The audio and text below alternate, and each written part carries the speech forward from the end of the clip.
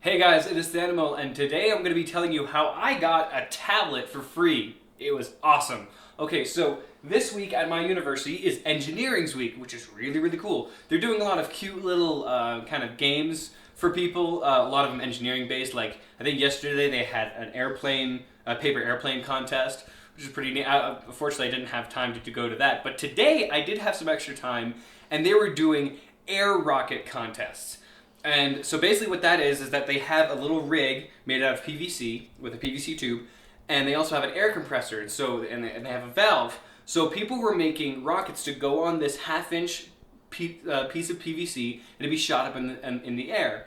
The main intent was you were trying to get a rocket to stay up in the air for as long as possible. So I'm like, hey, I got some extra time. I decided to pop in there and make a rocket. And apparently, I didn't really know this while I was making the rocket, but the winner would actually get a free tablet.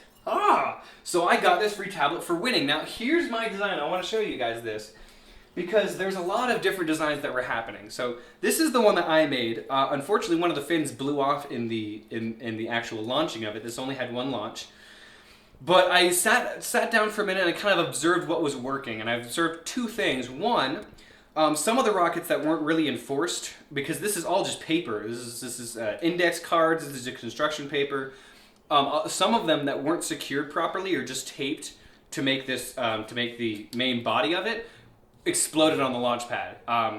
Another thing, you can't see it because there's all this duct tape here, but there's a little foam cone sort of thing that's supposed to cap this, and if people just sat it in there, the cone would just blow off, the rocket wouldn't go anywhere. Or if they just taped that on, the entire thing would just explode near the top. So I wanted to make sure, first of all, that I made it strong. So I did. I weaved or I zigzagged a bunch of hot glue to make sure that this roll was secure. Also taped it and duct taped it. So I wanted to make sure I didn't do that. Secondly, I noticed anybody who made large fins would rip off on takeoff, and then the rocket would go out of control and it would just fall down pretty quickly. And I noticed that the ones that were getting around 7 seconds, 8 seconds, a little bit longer than that, mainly just had those two characteristics: very small fins in the bottom and a strong core. So I decided to go with that. And then as I'm making it, I'm realizing something, that a lot of the rockets that go straight up went straight back down just as quickly. And I remembered watching a documentary about missile technology in World War II.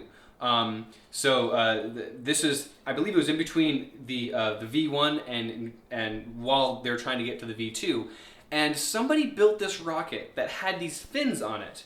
Now, these fins were very similar to these fins, but once they went up to altitude, they would deploy outwards, and it would basically make it into a helicopter. Anybody who's seen those seeds that come from certain trees know that they just kind of flip around. They fall very gently.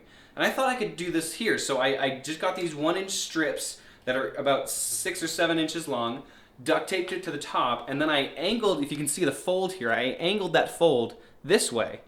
And it worked just perfectly. It went right up in the air, just like the rest of them. A lot of people tried fancy nose cones to reduce drag and stuff like that, but I just went with this. Second thing, to make sure that these deployed early, I actually used a technique on the foam nose cone. We had hot glue there, so I essentially made a Stefan out of it.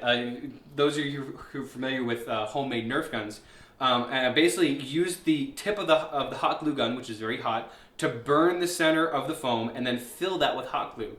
Therefore, this is very weighted and very front heavy, meaning that once it gets up to altitude, it really flips over very quickly and engages these, and it worked perfectly. The best time, aside from me, was, I believe, 8.4 seconds.